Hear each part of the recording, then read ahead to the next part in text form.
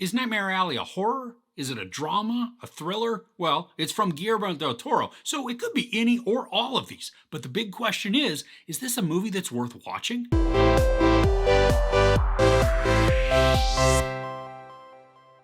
An ambitious carney with a talent for manipulating people with a few well chosen words hooks up with a female psychiatrist who might just be his most formidable opponent yet. Alright, so this is a haunting and tragic tale of greed and manipulation. The cinematography is beautiful, and the setting creates a convincing time period as the story takes place in the late 30s and then into the very early 40s. One aesthetic that I liked but wasn't used as consistently as I would have liked is that this dark vignette would appear and then engulf the screen in like this old-timey fade to black. And these were great transitions that felt totally appropriate for the time. The color grading of this is awesome as well. There's this slight tan or brownish hue to most of the presentation. I mean, it's not a sepia tone, it's just something that makes this feel slightly old. And this is especially evident when the scenes are within the carnival. Bradley Cooper is mesmerizing and so quietly intense. I love that from when we first see him on screen, it takes about 10 minutes before he ever utters a word. We get to see this mysterious man move through the scenery, and because of the opening sequence, he's already got this huge air of intrigue around him. I love watching the progression of Cooper's character. We see a spark ignite in his eyes with an idea, and then it grows exponentially into something very dark. And while his character is charismatic, he's not necessarily a good guy. Now, this has such a stacked cast, and each of them brings a different but awesome nuance to the story. Rooney Mara is lovelorn and somewhat fragile, but not weak by any means. She's pretty confident, and I loved her dynamic with Cooper. I mean, they are a fierce couple with extreme emotions, and Mara is wonderful to watch. Cate Blanchett is striking and wicked in her performance.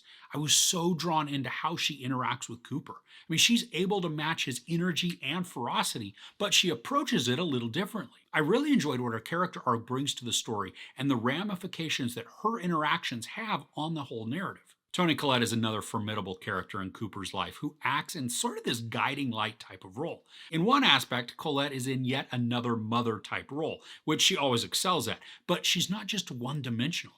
I love her admonishments and the foreshadowing that she provides for the story. Now, Willem Defoe has a smaller role in the first half of the film, but his character is absolutely vital to the entire story. He's able to give so much context for the whole crux of everything, all the while helping to build out the foundations for the film. And he does this in an incredible dinner scene with Cooper. The restraint and patience that he displays while telling a tale was just absolutely riveting. And there are so many other great supporting characters as well. Some of the wonderful ones include David Strathairn, Richard Jenkins, Mary Steenburgen, and Ron Perlman. Now, I only saw the teaser trailer for this, so when I went in, I had all kinds of suppositions about what this story could be about. I mean, at one point, I thought it might be a monster movie, but the kind of monster that this focuses on has nothing to do with your traditional monsters. I mean, this one is solidly grounded in reality, but we also know that monsters exist in our everyday lives. This is a dark crime drama that contains a lot of intrigue. There's also a psychological thriller aspect to it with a large focus on manipulation. And all of these combine to create an incredibly engaging story. Now, the movie is a long one at 2.5 hours, but it held my attention the entire time. There are some portions where the storytelling I think is more patient, but I didn't really ever feel it drag or even feel the length of the movie. And there are a couple of small time jumps that are minor, so their vagueness wasn't detrimental at all to this. There are also a bunch of dark elements that the story delves into as we follow Cooper on his journey, and I love the tension that is created by these. As Cooper sets up his private shows, the risks just pile on, which slowly built anxiety for me. It felt like a disaster was looming, and the suspense works so well at making the story all the more engaging.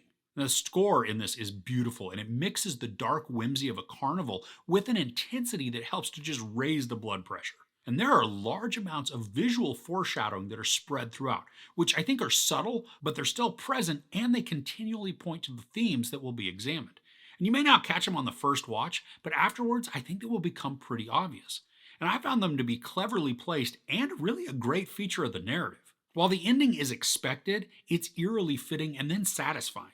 And because I got to see this so far in advance of its release, I've had time to sit with it, and I love how the entire film has stuck with me. I mean, I mull over the events, and more so even the character actions, especially those of Cooper and Blanchett, and I love how devious and dark that their progressions are.